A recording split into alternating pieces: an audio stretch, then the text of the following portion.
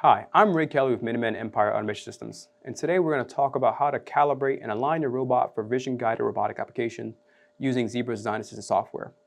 First, you'll want to set up the communication between Design Assistant and the robot, which we've covered in a previous video linked on the screen. Zebra does offer Aurora VGR Assistant, which simplifies things if you happen to have a UR E-Series robot.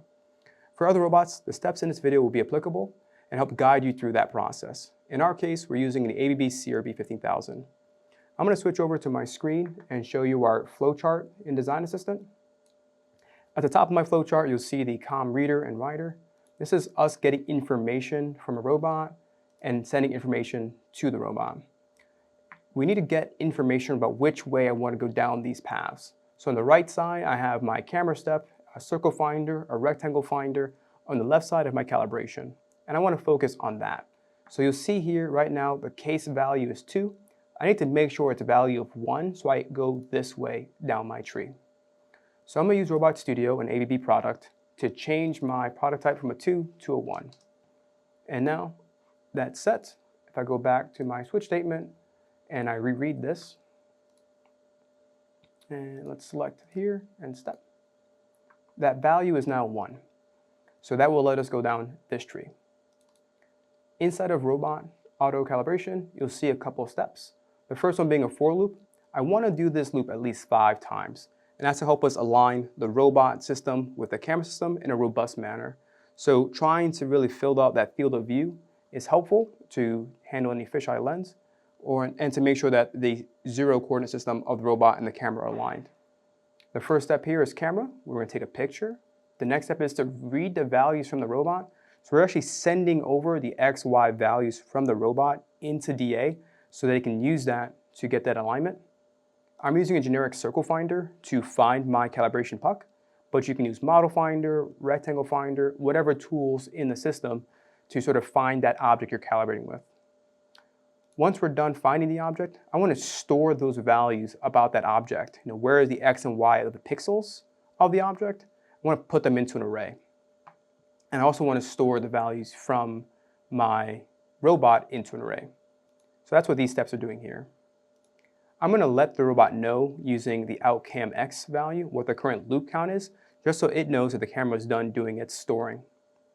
Once that's all done, and we've done this 5 times, I'm saving that information to a text file. I'm doing that more to do some offline analysis and make sure that my values are going back and forth correctly. And then I'm going to actually execute the calibration step. So here you'll see that we're saving a new file name called Robot Calibration Demo. I'm using the method for list point from array. So there's pixel values that we're getting from the circle finder tool in this case, and then there's world point values we're getting from the robot. Other methods are using a simple scale. So you have 5 millimeters for every pixel, or a list of points, or a grid that might be a checkerboard grid or a dot grid. But to get the nice coordinate system from the robot and the camera aligned, I like to use lists of points from array. So let's give this a run. I'm going to reset the system using this button up here and press play.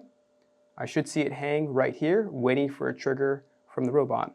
I'm going to come over to my robot teach pendant, enable power, and run my calibration routine.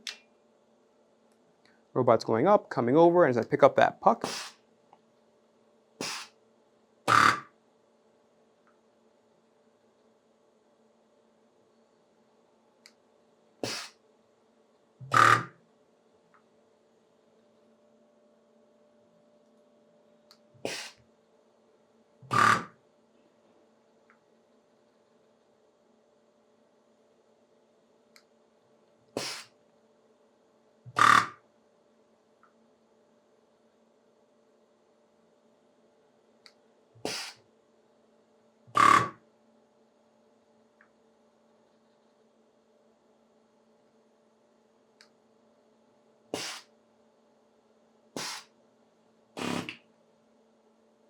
so the system has finished doing its calibration. We went through several motions using this puck.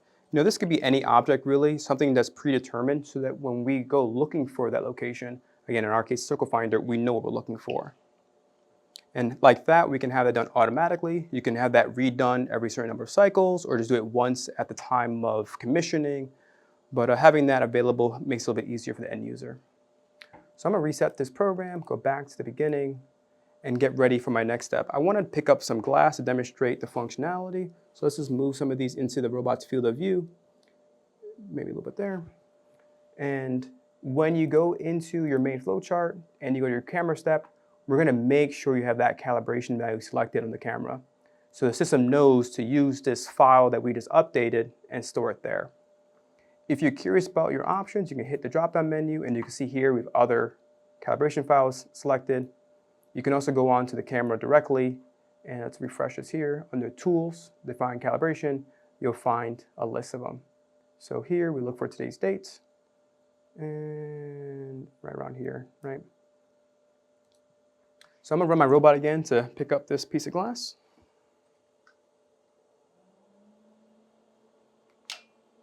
Select rectangle.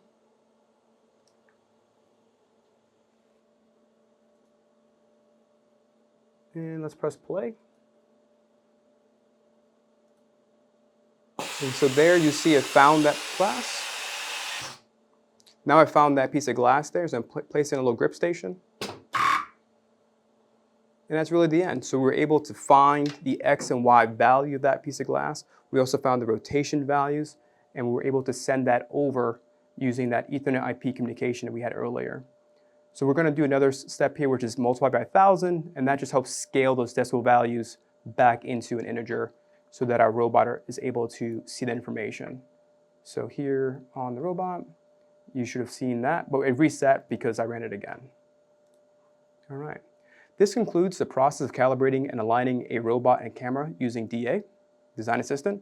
If you have any other vision or automation needs, please reach out to Minuteman Empire Automation Systems. Thank you.